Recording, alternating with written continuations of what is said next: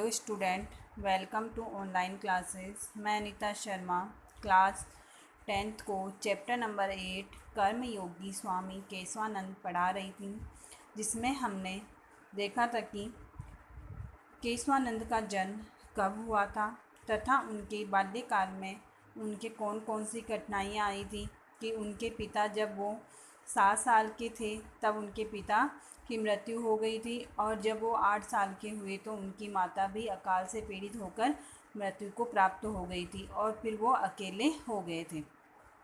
तो अब हम पढ़ेंगे कि तदंतरम तदंतरम एकलो अपि सन असार संसार दुख दवानल द्वितीय क्षुत पिपासार्दितः वीर्मा उत्तर दिशायां दिशि अज्ञाते पथि आहिण्यमानः पंजाबे फिरोजपुरे पुरं प्राप्तः तत्र केनापि कृपालूनाम् आर्यसमाजस्य अनाथालये प्रवेशितो अयं वीर्मा रोटिकाम् अक्षरज्ञानस्य च युगपथदर्शनम् इदं प्रथमतया अकरोत्।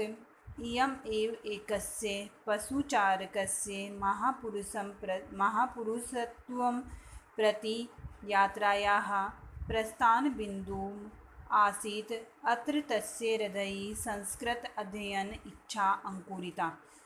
तदंतरम इसके बाद एकलो अपि अकेला हुआ भी सन उसने असार संसार इस संसार में दुख की दवानल अग्नि में और बुभुक्षितु पिपासर्दिति भूख और प्यास से बेचैन हुआ से पीड़ित हुआ बिरमा उत्तर दिशा में अज्ञात पथ पर यानी अनजान रास्ते पर आहिण्यमानः भटकता हुआ पंजाब में फिरोजपुर में प्राप्त है यानी पहुँच गया। इसके बाद अकेला हुआ संसार की दुख रूपी दावानल अग्नि से पीड़ित हुआ भूख प्यास से पीड़ित बिरमा उत्तर दिशा में अनजान रास्ते पर भटकता हुआ या अनजान रास्ते पर जाता हुआ पंजाब के फिरोजपुर में पहुंच जाता है। तत्र केना अपि कृपालु वहाँ केना अपि किसी कृपालु ने आर्य समाज के अनाथालय में प्रवेश करवा दिया। अयम बिरमा यह बिरमा रोटिकायाः रोटी के अक्षर ज्ञान का च और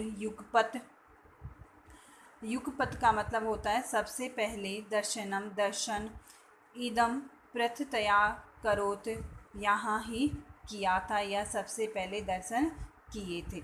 तो इसका अर्थ हो जाएगा कि वहाँ किसी कृपालु ने आर्य समाज के अनाथालय में प्रवेश करवा दिया। किसका? बिरमा का। अयम बिरमा रोटिकायाम अक्षर ज्ञानस्य च युगपद दर्शनम इदम प्रथमतया अकरोत्। इस बिरमा ने रोटी और अक्षर ज्ञान का पहला दर्शन यहाँ ही किया था। अयम एव एकस्य पशुचारकस्य महापुरुषत्वं प्रति यात्रायाः प्रस्थान बिंदु है आसीत्। अयम एव यह ही एकस्य एक पशुचारकस्य पशु चराने वाले महापुरुषत्व की ओर यात्रा प्रस्थान का बिंदु था या यात्रा प्रस्थान का प्रारंभिक बिंदु था। तो इसमें बोला गया कि यह ही एक पशु चराने वाले का महापुरुष की ओर जाने की यात्रा का पहला बिंदु था। अत्र तस्य हृदयी यहाँ उसके हृदय में संस्कृत अध्ययन की इच्छा अंकुरिता यानी अंकुरिता का मतलब होती है कि प्रस्फुटित होना यानी जागना। यहाँ ही उसके मन में क्या हुआ था, संस्कृत शिक्षा के अध्ययन की इच्छा प्रारंभ हुई थी या उत्पन्न हुई थी। दोबारा इसका अर्थ है, इसके बाद अकेला हुआ इस संसार की दुख रूपी दवानल अग्नि से पीड़ित हुआ। भूख और प्यास से पीड़ित वह बिरमा उत्तर दिशा में अनजान राह पर भटकता हुआ पंजाब के फिरोजपुर में पहुंच गया। तत्र के वहाँ किसी कृपालु ने आर्य समाज के अनाथाश्रय में उसका प्रवेश करवा दिया। इस बिरमा ने रोटी और अक्षर ज्ञान के पहले दर्शन यहाँ ही किए थे। अयम एकस्य पशुचारकस्य पुरुषतत्त्वं प्रति यात्रायाः प्रस्थान बिंदुः आसीत्। इयम एव यह ही उस यहाँ ही एक पशु चराने वाले महापुरुष के प्रति यात्रा का प्रारंभ बिंदु था। अत्र तस्य हृदयि, यहाँ ही उसके हृदय में संस्कृत अध्ययन की इच्छा प्रारंभ हुई या उत्पन्न हुई। नेक्स्ट पैराग्राफ है इसमें, जिज्ञासते सति कथितं यत् जाटस्य तौ संस्कृतकौशलभ्यम्। जिज्ञासते का मतलब होता है जिज्ञासा उत्पन्न होने पर भी। जिज्ञासा उत्पन्न होने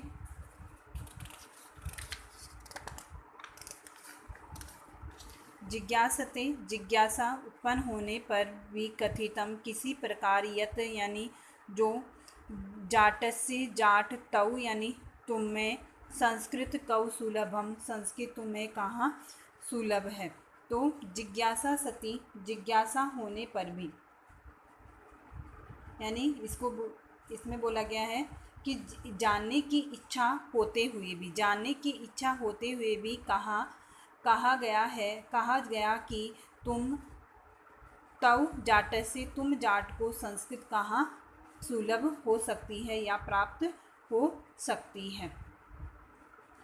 संस्कृतम इच्छसि यदि संस्कृत चाहते हो, चेत तो साधु भव तो साधु बन जाओ। तदनु इसके बाद 1961 में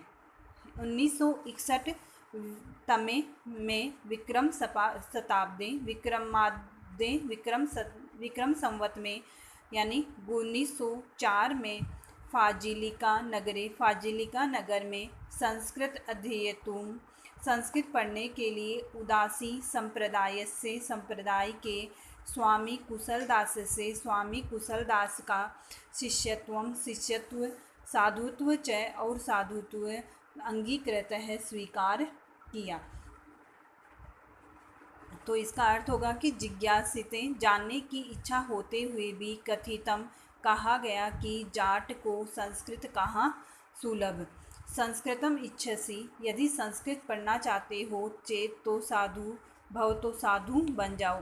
तदुन इसके बाद 1961 विक्रम शताब्दी 1904 ईस्वी में फाजिलिका नगर में संस्कृतम अध्ययतु संस्कृत अध्ययन के लिए उदासी संप्रदाय के स्वामी कुशलदास का शिष्यत्व और साधुत्व को स्वीकार किया। तत्र गुरुमुखी लिप्यां गुरुग्रंथ साहिब इत्यस्य पठने च पाठवम् अधिगतः। तत्र वहाँ गुरुमुखी लिपि में गुरु ग्रंथ साहिब के इतिहास के पठन और चय का मतलब होता है और पाठवम अधिगत है निपुणता प्राप्त की। इसके बाद तत्र गुरुमुखी लिपियाः वहाँ गुरुमुखी लिपि और गुरु ग्रंथ साहिब में इन्होंने निपुणता प्राप्त की। पाठों अधिगत है, निपुणता प्राप्त की। आगामी वर्षे, अगले वर्ष, आगामी का मतलब होता है अगले वर्ष, वर्षे प्रयाग में कुंभ मेलायामेकेन, कुंभ मेले में एक महात्मा ने स्वामी केशवानंद इति नाम दत्तम, इस प्रकार नाम दिया। तो इसका दोबारा अर्थ देखें। तत्र गुरुमुखी लिपियाः, वहाँ गुरुमुखी लिपि और गुरु ग्रंथ साहिब पठन में निपुणता प्राप्त की। आगामी वर्षे प्रयागे, अगले वर्ष प्रयाग में कुंभ मेले में एक महात्मा ने स्वामी केशवानंद इस प्रकार नाम दिया। गुरु अज्ञेयः संस्कृत अध्ययनाय हरिद्वारे अमृतसरे च अपि उषितम्।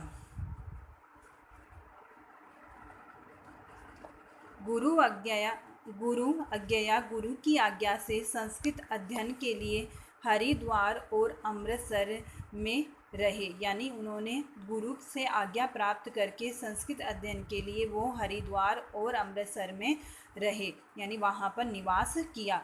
देशाटनम और देश घूमते हुए, कुर्वता का घूमते हुए, स्वामी ने नगराणाम नगरों, तीर्थानाम तीर्थों, मंदिराणाम मंदिरों, मठानाम मठों, आश्रमाणाम आश्रमों, विद्यालयानाम विद्यालयों, विश्वविद्यालयानाम और विश्वविद्यालयों, पुस्तकालयानाम पुस्तकालयों, संग्रहालयानाम और संग्रहालयों, वनानाम वनों में, पर्वतानाम पर्वतों में, नदीनाम नदियों में, ऐतिहासिक स्थलानाम ऐतिहासिक स्थलों में, अध्ययनम अपि अध्ययन कृतम यानी किया में स्थलों का अध्ययन भी किया।